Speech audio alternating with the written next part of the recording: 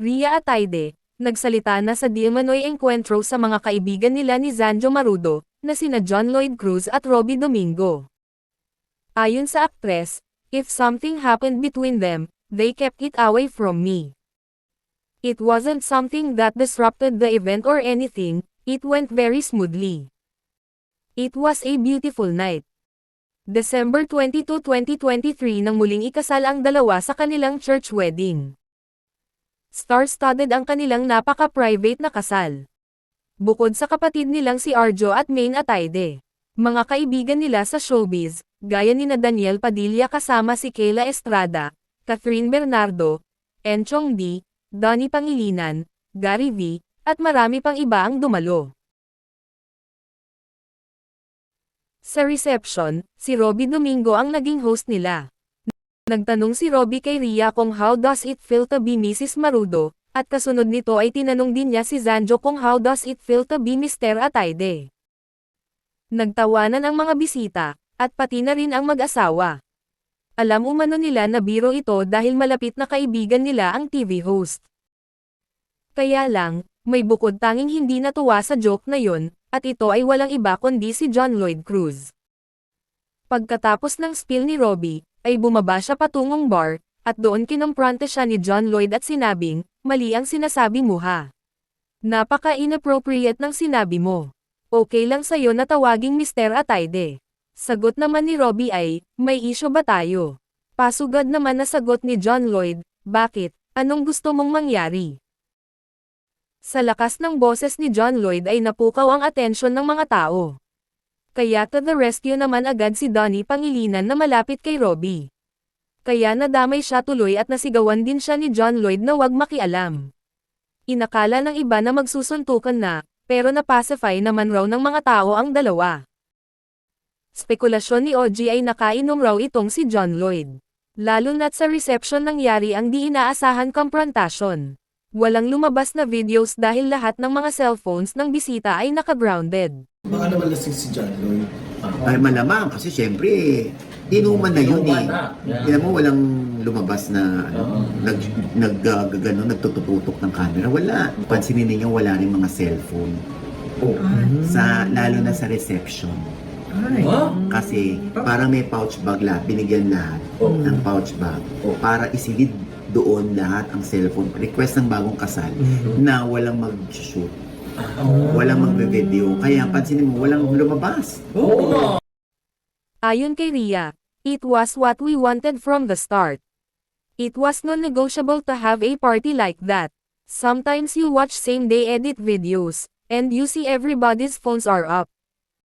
Iba kasi yung feeling na you're all there enjoying the moment. Dagdag ni Rhea, our wedding was intimate, it had our friends and families, we're so grateful that they all showed up for us. It was just a nice celebration of our love, a nice celebration of everyone who has been a part of our story as a couple.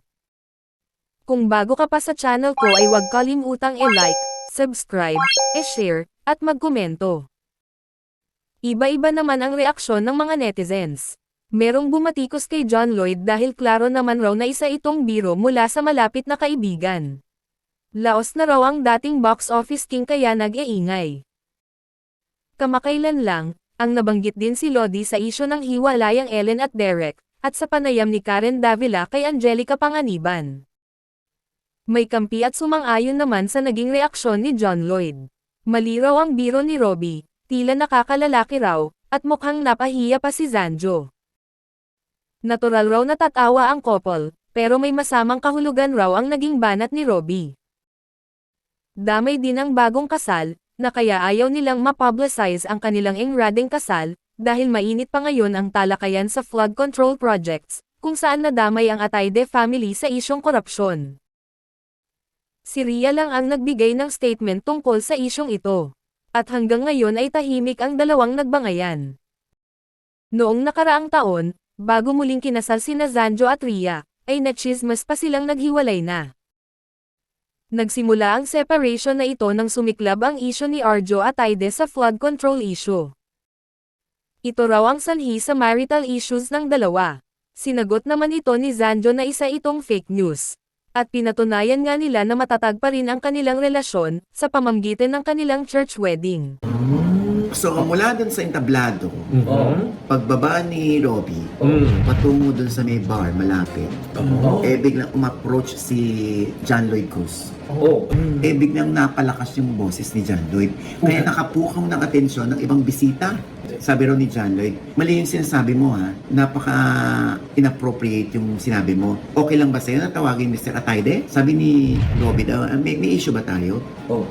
Bakit anong gusto mo mangyari? Magpasugod daw si John Lloyd. Wow.